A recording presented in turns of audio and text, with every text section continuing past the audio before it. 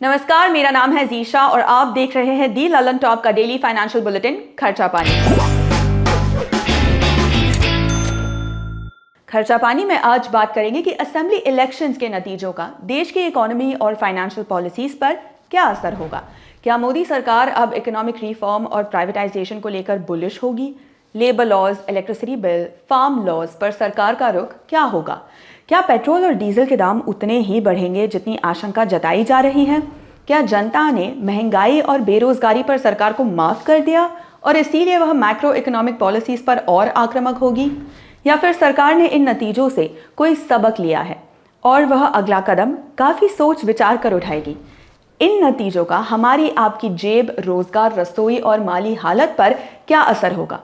इन सभी सवालों पर बात करने के लिए आज हमारे साथ होंगे द हिंदू बिजनेस लाइन के deputy senior editor Shishir Sinha. लेकिन उससे पहले आज की आर्थिक सुर्खियां। अपने आईपीओ को लेकर चर्चा में रही देश की सबसे बड़ी इंश्योरेंस कंपनी एलआईसी ने आज अपने फाइनेंशियल रिजल्ट्स जारी किए। कंपनी को मौजूदा वित्त वर्ष की तीसरी तिमाही में करीब 235 करोड़ रुपए का मुनाफा हुआ है। एक साल पहले इसी पीरियड में कंपनी को 90 लाख रुपए का मुनाफा हुआ था। सभी तरह के इंश्योरेंस प्रीमियम में कंपनी ने पिछले साल के मुकाबले अच्छा कलेक्शन किया है। गौरतलब है कि एलआईसी का आईपीओ इसी महीने आने वाला था, लेकिन यूक्रेन रूस वॉर के चलते सरकार ने कदम रोक रखा है। शेयर मार्केट रेगुलेटर्स सेबी ने 4 राज्यों में शेयर ट्रेडिंग ऑपरेटर्स और फेक फाइनेंशियल एडवाइजर्स के ठिकानों पर छापेमारी की है। दिल्ली, मुंबई, मध्य प्रदेश और गुजरात के कई शहरों में डाली गई रेड्स में कई लोगों को गिरफ्तार भी किया गया है। ये लोग टेलीग्राम चैनल के जरिए शेयर टिप्स देते थे और स्टॉक प्राइसेस को मैनिपुलेट कर भारी मुनाफा कमाते थे। इन टेलीग्राम चैनल्स का सब्सक्राइबर बेस 50 लाख तक है। इससे अंदाजा लगाया जा सकता है कि कितनी बड़ी संख्या में लोग इन फर्जी एडवाइजर्स की सलाह पर शेयर मार्केट में अपने पसीने की कमाई डुबो रहे थे। तीसरी सुर्खी भी आपकी जेब से जुड़ी है। सरकार ने इस फाइनेंशियल ईयर में अब तक करीब 2.25 लाख करोड़ रुपए का इनकम टैक्स रिफंड जारी किया है। सीबीडीटी के मुताबिक 1 अप्रैल 2021 से 7 मार्च 2022 तक जारी ये रिफंड करीब 2.14 करोड़ टैक्स पेयर्स को जारी हुए हैं। इनमें पर्सनल इनकम टैक्स और कॉर्पोरेट टैक्स दोनों तरह के रिफंड शामिल है। अब आते हैं आज के बड़े मुद्दे पर। 5 में से 4 राज्यों में मिली शानदार जीत के बाद बीजेपी के हौसले बुलंद हो गए हैं। वहीं मोदी सरकार की नीतियों के लिए भी इसे एक टॉनिक के तौर पर देखा जा रहा है। माना जा रहा है कि इस मैंडेट से उत्साहित केंद्र सरकार अब कई बड़े फैसले ले सकेगी। इन चुनावी नतीजों का देश की इकोनॉमी और इकोनॉमिक पॉलिसीज के लिए क्या मायने हैं, हमने एक्सपर्ट की राय ली। देखिए, सबसे पहले तो हमको ये समझना है कि इन चुनाव के नतीजों में कुछ भी ऐसा नहीं था जो अप्रत्याशित रहा हो। तो जो संख्या पहले थी, अगर मैं प्रतिपक्ष और सत्ता पक्ष के राज्य की बात करूं, मतलब बीजेपी या एनडीए बनाम गैर एनडीए राज्यों की बात करूं, तो उसमें कोई संख्या में परिवर्तन नहीं हुआ है। फर्क बस इतना हुआ कि आपका प्रतिपक्ष में ही बदलाव हो गया। अगर मैं पंजाब की बात करूं तो अभी वो संख्या वही है। दूसरी तरफ इसका मतलब यह है कि राज्यसभा में सदस्यों की संख्या जो है वो एक खास पार्टी का जो है वो बढ़ेगा, लेकिन इससे जो परिवर्तन या फैसले लेने की जो प्रक्रिया है उसमें कोई बहुत ज्यादा बदलाव आपको देखने को नहीं मिलेगा।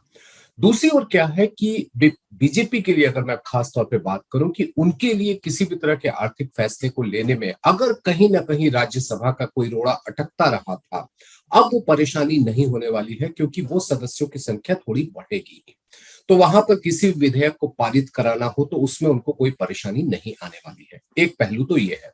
दूसरा पहलू यह है कि अगर आप शेयर बाजार को देखें पिछले 2 दिनों के दौरान, चाहे वो आप अगर गुरुवार की बात करें या शुक्रवार की बात करें, एक अलग तरह की निश्चिंतता दिख रही है। क्योंकि हमेशा ये देखा गया है कि अगर कोई जो केंद्र में पार्टी है वो यदि किसी राज्य का विधानसभा और खासतौर पे उत्तर प्रदेश या पश्चिम बंगाल जैसे बड़े राज्य का चुनाव हार जाए, तो वहां पर नीतियों में आपको किसी भी तरीके का एक नीजर्क रिएक्शन देखने को मिलता है। आप याद करिए, नवंबर में जब कुछ राज्यों के विधानसभा चुनाव हुए थे, कुछ सीटों के मैं कहूंगा, उसका नीजर्क रिएक्शन हमने ये देखा था कि आपने एक्साइज ड्यूटी में एक बड़े पैमाने पर कटौती करी थी। अब यहाँ पर कोई नीजर्क रिएक्शन देखने को नहीं मिलेगा और शेयर बाजार ने इसी चीज को भापा है, जिसकी वजह से थोड़ी आपको निश्चितता दिख रही है। तो एक अगर विधायिका का पक्ष देखें, वहां पर आपको किसी भी तरह की परेशानी नहीं होने वाली है। दूसरी तरफ फैसले में किसी भी तरीके का नीजर्क रिएक्शन देखने को नहीं मिल रहा है। मेरे ख्याल से अर्थव्यवस्था के लिए ये 2 चीजें काफी महत्वपूर्ण है और इन चुनावी नतीजों के बाद आप उन नीतियों में जो है है वो आप एक स्थिरता देखेंगे, किसी भी तरह के बड़े पैमाने पर और सिर्फ प्रतिकारी बदलाव जो है वो आप देखेंगे नहीं। नीति आयोग के वाइस चेयरमैन राजीव कुमार ने इकोनॉमिक टाइम्स से बातचीत में कहा है कि इन चुनाव नतीजों से केंद्र सरकार को अपने इकोनॉमिक रिफॉर्म्स और पीपल ओरिएंटेड पॉलिसीज को आगे बढ़ाने में मदद मिलेगी। नीति आयोग के सीईओ अमिताभ कांत के हवाले से भी कहा गया है कि यह सरकार के डेवलपमेंट एजेंडे को मिला मैंडेट है और इससे इकोनॉमिक रिफॉर्म्स में तेजी आएगी। देखिए एक्सपर्ट ने क्या कहा। देखिए, सरकार के फैसले लेने के लिए सरकारी संस्थाएं जो हैं वो हमेशा यही कहेंगी कि सरकार की नीतियों में कोई बदलाव नहीं होगा। तो मैं सरकारी संस्थाओं के जो बयान है या जो उनके रुख है उनकी बात को अगर मैं छोड़ दूं, इस समय जो सबसे महत्वपूर्ण पक्ष ये है कि क्या आप नीतियों में स्थिरता देख रहे हैं कि नहीं देख रहे हैं, और बड़े फैसले लेने की वजह आप ढूंढ पा रहे हैं या नहीं पा रहे हैं।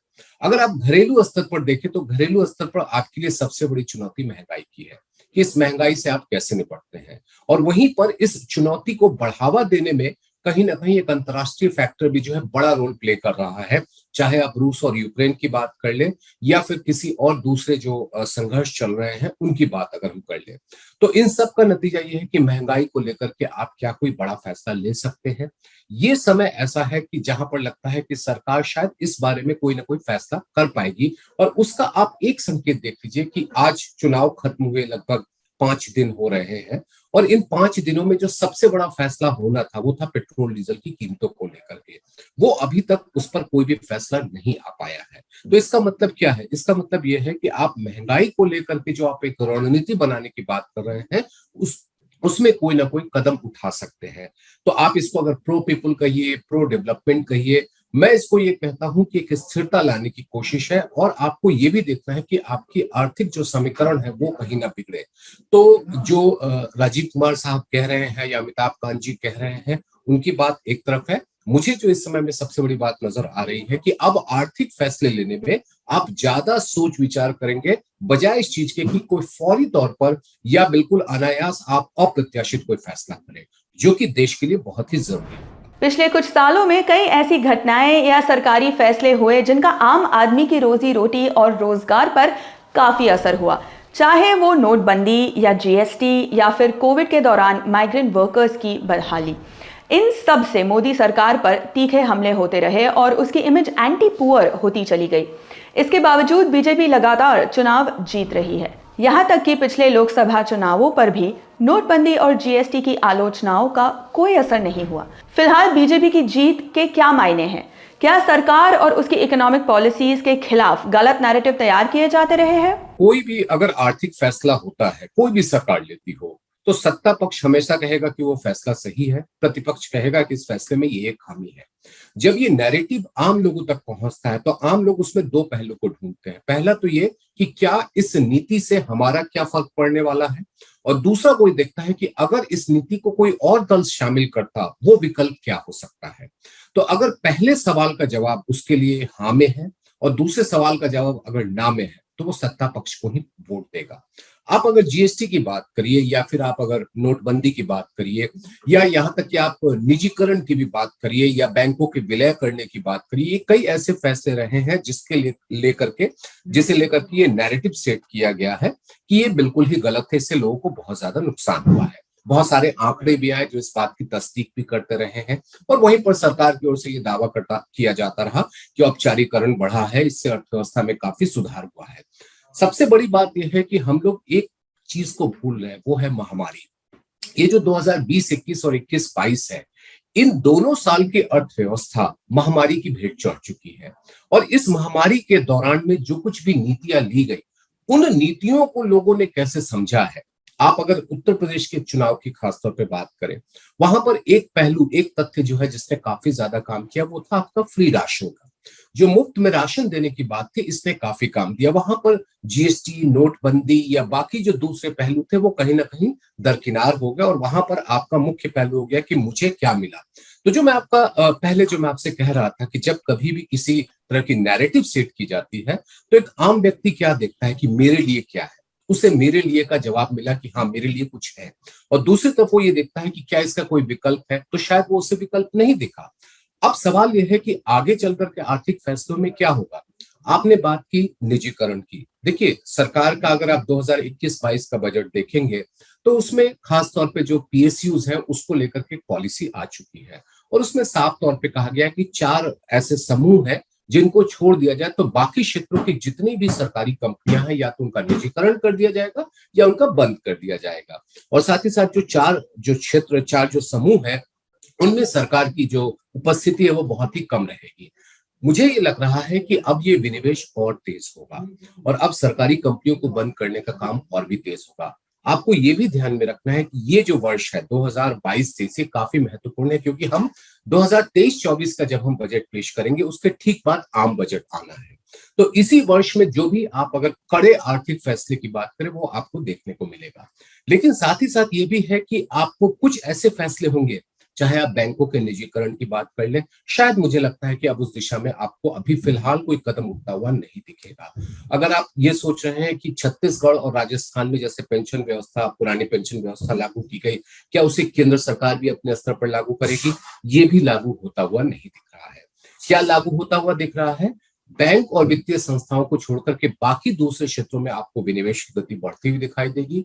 कुछ ऐसे फैसले होंगे जिससे कि आयकर को लेकर के, जिसे आप अगले वित्त वर्ष में देखेंगे, जिसे आप एक लोक लुभावन भी कह सकते हैं, जिसे ये भी कह सकते हैं कि लोगों को उससे राहत मिले, जो लोग आयकर देते हैं, वो आपको फैसले देखने को मिल सकते हैं। तो विनिवेश में भी एक हिस्सा होगा, बड़े व्यापक पैमाने पर आप अगर बैंक और वित्तीय संस्थाओं की बात करेंगे तो शायद वो देखने को नहीं मिलेगा। जहां तक विधेयक की बात है, इस समय जो सबसे महत्वपूर्ण विधेयक जिसका इंतजार सभी को है, वो है कि क्रिप्टो करेंसी के रेगुलेशन को लेकर के। क्रिप्टो करेंसी के रेगुलेशन को लेकर के मुझे लगता है कि सरकार अभी बहुत जल्दबाजी में नहीं है। वहां भी इसके भी राजनीतिक मायने हैं, क्योंकि हम सभी जानते हैं कि अगर हम 1.5 से 2 करोड़ निवेशकों की बात करते हैं क्रिप्टो करेंसी में, तो उसमें बड़ी संख्या वो है जिसको हम लोग मिलेनियल कहते हैं, जो 18 से 25 वर्ष के हैं। वो फर्स्ट टाइम वोटर भी है। तो इस फर्स्ट टाइम वोटर की नाराजगी को आप लेना चाहें, शायद मुझे लगता है कि वो नहीं लेना चाहेंगे। तो ये विधेयक में आप प्रगति होता हुआ नहीं देखेंगे। तो आर्थिक फैसलों में अगर आप देखें तो जैसा मैंने कहा कि विनिवेश का कुछ हिस्सा होगा, बैंक वित्तीय संस्थाओं में आप नहीं देखेंगे, क्रिप्टो करेंसी के रेगुलेशन में नहीं देखेंगे। एक चीज जिस पर मुझे सबसे ज्यादा इंतजार है कि कृषि को लेकर के जो 3 कृषि कानून के बाद जो परिस्थितियां बनी थी, और खासतौर पे जो एमएसपी को लेकर के बात कही गई थी, क्या उस दिशा में सरकार बढ़ेगी कि नहीं? अभी के रुख से ऐसा लगता है कि सरकार उस दिशा में बहुत ज्यादा आगे बढ़ने के मूड में नहीं है। कई ग्लोबल फैक्टर्स हैं जो हमारी मैक्रो इकोनॉमी को प्रभावित करते हैं या आगे करेंगे। यूक्रेन रूस वॉर, क्रूड ऑयल की कीमतों में तेजी, अमेरिका में ब्याज दरों में होने वाला इजाफा, इन सब के मद्देनजर सरकार पर किस तरह के फैसलों का दबाव था और अब इस मैंडेट के बाद क्या असर होगा, हमने एक्सपर्ट से जानना चाहा। देखिए, अगर मैं कच्चे तेल की बात करूं तो पहले जो दबाव था वो ये था कि जनता को एक मिक्स करके दिया जाए, यानी कि अगर 10 रुपया बढ़ोतरी होनी है तो उसमें से 4 रुपया जो है वो कर में कटौती करके आपको दे दिया जाए, और बाकी 6 रुपया जो है वो तेल कंपनियां बढ़ा दे। अभी की परिस्थिति में हमें ये मालूम नहीं है कि तेल के भाव किस स्तर पर पहुंचेंगे या यह युद्ध कब खत्म होगा। तो ऐसे में मुझे लगता है कि सरकार शायद इस अस्त्र को, जो हथियार है एक्साइज ड्यूटी में कटौती को, वो शायद इस समय आजमाना नहीं चाहेगी। इसके जगह पर तेल कंपनियां ही दाम बढ़ाने का, और भले ये भी हो सकता है कि वो दाम आपको एक मुश्त 7 रुपए या 8 रुपए या 10 रुपए में ना दिखे, हो सकता है वो किस्तों में आपको दिखाई दे, 2 रुपए 4 रुपए के या 5 रुपए की बढ़ोतरी के तौर पे आपको दिखाई दे। तो एक्साइज ड्यूटी में कटौती शायद इस समय में मुझे लगता है कि कुछ समय वो और इंतजार करेगी और देखेगी कि अगर कच्चे तेल का भाव इसी तरीके से बढ़ता रहा तो किस सीमा पर जाकर के उस कटौती को लागू किया जा सकता है। दूसरा जो ब्याज दर की बात है, अगर मैं 2013 से तुलना करूं, 2013 के मुकाबले में इस साल की परिस्थितियां अलग है। 2013 में हमने क्या देखा था, जिसको लोग कहते हैं टैपर टेंट्रम। टैपर टेंट्रम का मतलब ये हुआ कि आप जिसे इशारा करते थे और बाजार उस दिशा से नाचता था। पूरी दुनिया भर की विश्व बाजारों में यही स्थिति थी। इस बार क्या है कि आपने बिल्कुल समय रहते ये संकेत दे दिया है कि 2022 में हम 4 बार या 5 बार जो भी है हम बढ़ाने वाले हैं। तो बाजार में कोई अनिश्चितता का माहौल नहीं है। देखिए, शेयर बाजार हो, मुद्रा बाजार हो, वो सभी अनिश्चितता से बहुत ज्यादा बचता है, और ये अनिश्चितता अब नहीं है। दूसरा, अमेरिका को भी ये बात समझ में आ गई है कि हम अटकलों के ऊपर जो है अर्थव्यवस्था को नहीं चला सकते, हमें एक निश्चित दिशा देनी है। तो शायद आपको फेडरल रिजर्व के जो फैसले हैं उसका असर दिखेगा शेयर बाजार पर, लेकिन उस तरीके का नहीं दिखेगा जो हमने 2013 में देखा था। बाकी जो कई और दूसरे जो जियो पॉलिटिकल रीजन्स हैं, वहां पर हमारे लिए जो एक क्रिटिकल फैक्टर है वो है कि मिनरल्स के दाम का बढ़ना। ये हमारे लिए बहुत अच्छा संकेत नहीं है, और इसका सबसे बड़ा नुकसान ये है कि हमारा जितना भी फास्ट मूविंग कंज्यूमर गुड्स है, ऑटोमोबाइल हो चाहे कंज्यूमर इलेक्ट्रॉनिक्स हो, इनके दाम में भारी बढ़ोतरी होगी, क्योंकि उसमें जो रॉ मटेरियल है, जो अल्यूमिनियम है, स्टील है, जो आप आयात करते हो, उसकी कीमत बढ़ेगी तो उसके दाम बढ़ने वाले। इस पर नियंत्रण लगता हुआ हमें बहुत ज्यादा दिख नहीं रहा है। और एक और तथ्य आपको ध्यान रखना है, वो है खाने के तेल का। हम जानते हैं कि जो यूक्रेन और रूस के बीच का संघर्ष है, उससे सूरजमुखी के तेल पर असर पड़ा है। और एडिबल ऑयल में क्या होता है कि एक बास्केट होता है। जैसे मान लीजिए कि उसमें एडिबल ऑयल में आपका सूरजमुखी का है, सोया का है, सरसों का है, पाम का है। इनमें से कोई भी एक बढ़ेगा तो बाकी तीन भी बढ़ जाएंगे। तो सूरजमुखी में अगर आग लगेगी तो बाकी तीन, चाहे वो सरसों का हो, चाहे आपके सोया का हो, चाहे आपके पाम का हो, इनके भाव भी बढ़ेंगे। ये हमारे लिए एक बड़ी चिंता। और दूसरी दिक्कत ये है कि हमने इसमें सारे हथियार आजमा लिए, ड्यूटी हमने ऑलरेडी कट कर दी है। तो अब यहाँ पर हमारे सामने बहुत ज्यादा विकल्प नहीं बचा है, सिर्फ इस बात के कि हमारे देश में तिलहन का उत्पादन और कितनी तेजी से बढ़ता है, और हम अपने आयात जो प्रतिस्थापन, जिसको हम लोग इंपोर्ट सब्स्टिट्यूशन कहते हैं, उसको हम कैसे कम कर सकते हैं। तो ये चार तथ्य हैं, चाहे पेट्रोल डीजल की हम बात करें, चाहे हम मेटल्स एंड मिनरल्स की बात करें, चाहे हम एडिबल ऑयल की बात करें, या फिर हम फेडरल रिजर्व की बात करें। इनमें से हमारे लिए सबसे बड़ी चिंता जो होगी वो मेटल मिनरल्स और एडिबल ऑयल पे होगी। पहले जो दो तथ्य हैं वहां पर परेशानी है, लेकिन इन दोनों के मुकाबले में अगर आप परेशानी की बात करेंगे तो शायद थोड़ा कम है। सरकार की आर्थिक नीतियों और जनहित के फैसलों पर उसकी इमेज में भी एक तरह का कॉन्ट्रडिक्शन रहा है। मोदी सरकार की पॉलिसीज को एंटी पॉपुलिस्ट कहा जाता है और सरकार भी शायद यही सुनना चाहती है, लेकिन हकीकत यह है कि उसने भी जनता पर कम पैसे नहीं लुटाए हैं। चाहे वो फ्री राशन हो या किसानों को 2-2 हज़ार रुपये, उज्ज्वला स्कीम, या फिर कई राज्यों में किसानों के लोन माफ करने का फैसला, यह सरकार भी तो पॉपुलिस्ट स्कीमें लेकर आती रही है। ऐसे में बीजेपी सरकार की नीतियां ममता बनर्जी या अरविंद केजरीवाल की फ्रीबीज पॉलिसी से कैसे अलग है? मुफ्त की जहां तक बात आती है, राजनीति में मुफ्त जो है वो सबसे बड़ा हथियार होता है, और वो तमाम चुनावों में हमने देख लिया है।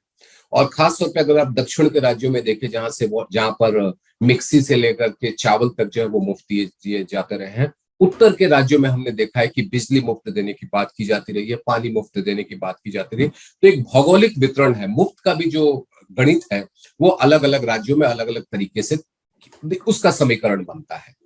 अब प्रश्न उठता है कि ये जो एनडीए की मुफ्त की रणनीति हो या अगर गैर एनडीए पार्टियों की मुफ्त की रणनीति हो, इसमें फर्क क्या आता है? अगर आप देखिए, आपका अगर मैं खास तौर पर जिक्र करूं, बिजली और पानी, उन्होंने ये दो ऐसी चीजें दी है जो दिल्ली में भी उसका असर दिखा है और पंजाब में भी उसका असर दिखा है। पंजाब में लोगों ने उसके वायदे पर एतबार किया क्योंकि दिल्ली में उसका फायदा लोगों को मिला है। तो पानी और बिजली जो है वो आपको मुफ्त का उससे फायदा मिला। अगर मैं दक्षिण की बात करूं तो चावल और मिक्सी जैसे अगर हम लोग बात करें, डीएमके को उसका फायदा मिला। अब यहां पर सवाल उठता है कि क्या बीजेपी भी अगर मुफ्त पानी और मुफ्त बिजली देने की बात करे, जैसे कि उत्तर प्रदेश में कुछ वायदे किए गए हैं, उसका क्या असर होगा?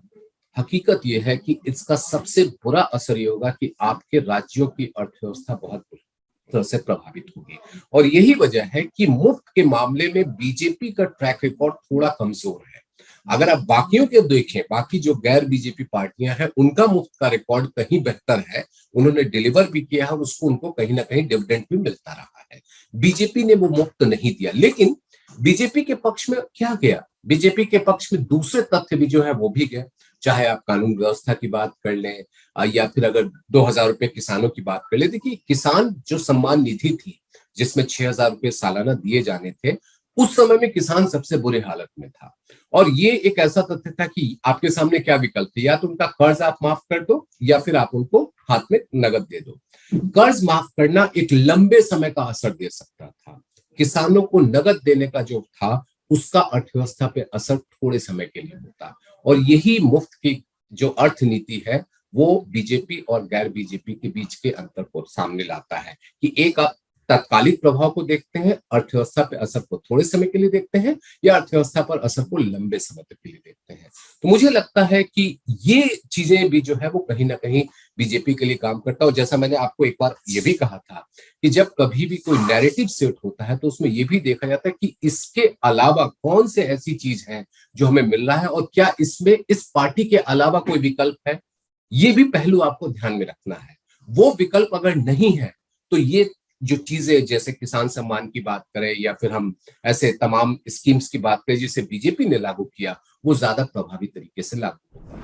3 कृषि कानूनों को लेकर सरकार को जबरदस्त विरोध झेलना पड़ा था। इसके चलते उसे तीनों कानून ही नहीं, कई और बिल भी वापस लेने पड़े थे। इलेक्ट्रिसिटी रिफॉर्म बिल को भी उसने ठंडे बस्ते में डाल दिया। इसके अलावा सरकार काफी समय से लेबर रिफॉर्म की कोशिश करती रही है। अनेक लेबर लॉज को 4 कोड में कन्वर्ट करने का फैसला भी पूरी तरह लागू नहीं हो सका है। अब इस मैंडेट के बाद ऐसे कानूनों पर सरकार का रुख क्या होगा? हमने एक बार फिर एक्सपर्ट का रुख किया। पहले अगर श्रम कानून की बात करें तो श्रम कानून के मामले में विधायिका के कार्य जो है वो खत्म हो चुका है।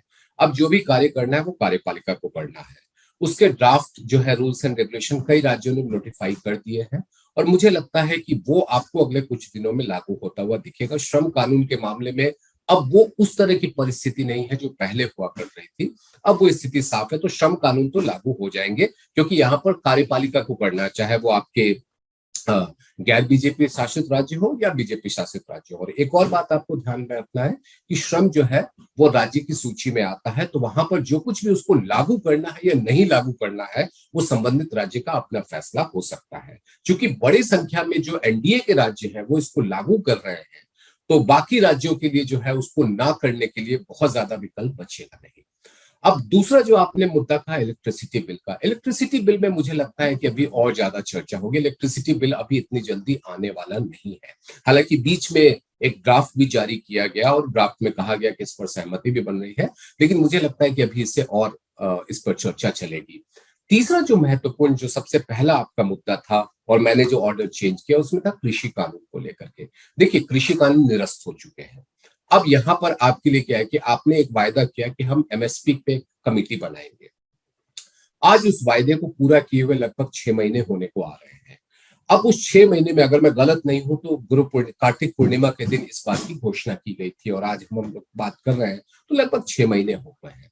इस 6 महीने में आपने एक कमेटी नहीं बनाई है।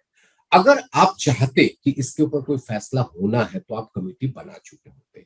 मौखिक आश्वासन देने से फौरी तौर पर असर तो दिख रहा है, लेकिन इस दिशा में अगर सरकार कुछ करेगी मुझे ऐसा लगता नहीं है। तो यहाँ पर एमएसपी को लेकर के मैं कोई बहुत ज्यादा उसमें फेरबदल होता हुआ नहीं देख रहा हूं। और उसकी एक वजह यह भी है कि जो प्रदेश के चुनाव नतीजे आए हैं उसने कहीं ना कहीं इस बात को भी जाहिर कर दिया कि किसानों की नाराजगी उस स्तर की नहीं है जिस स्तर की नाराजगी लोगों ने आशंका जताई थी। तो इसलिए वहां पर आपको एमएसपी का कानून लाना जरूरी हो गया है, क्योंकि आपको 2024 के चुनाव को देखना है। अभी भी 2024 के चुनाव में लगभग 1.5 साल का वक्त बचा हुआ है, तो उस 1.5 साल में भी आप कुछ सोचेंगे। और उस बीच में आपके गुजरात जैसे राज्य का विधानसभा चुनाव भी है, वो भी चुनावी नतीजे कहीं ना कहीं आपके लिए 2024 का बैकग्राउंड तैयार करेंगे। तो अगर मैं कहूँ श्रम कानून को लेकर के, मुझे नहीं लगता है कि उसमें कोई देरी होगी। इलेक्ट्रिसिटी कानून में चर्चा अभी और होगी, और कृषि कानून को लेकर के मुझे नहीं लगता है कि सरकार अभी कुछ फौरी तौर पर जो है तुरंत जो है कुछ करनी। चलते चलते शेयर मार्केट अपडेट्स। कल चुनाव नतीजों पर शानदार तेजी दिखाने वाले स्टॉक मार्केट में आज थोड़ी नेगेटिव शुरुआत हुई, लेकिन जल्द ही दोनों प्रमुख इंडेक्स हरे निशान में दिखे। एक समय सेंसेक्स 600 पॉइंट से ऊपर की रिकवरी कर चुका था, जबकि ग्लोबल मार्केट से गिरावट के संकेत ही आ रहे थे।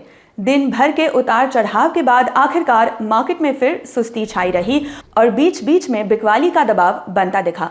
मार्केट एनालिस्ट का कहना है कि यूक्रेन रूस तनाव थमने के संकेतों और क्रूड की कीमतों में आ रही नरमी से मार्केट में तेजी का रुझान कायम हुआ है। अगर अगले कुछ दिनों तक कोई नेगेटिव ग्लोबल फैक्टर आड़े नहीं आया तो मार्केट अगले हफ्ते तेजी दिखाएगा। तो ये था आज का खर्चा पानी। यह बुलेटिन लिखा था हमारे साथी प्रमोद ने। अगले एपिसोड तक अपना ख्याल रखें। नमस्कार।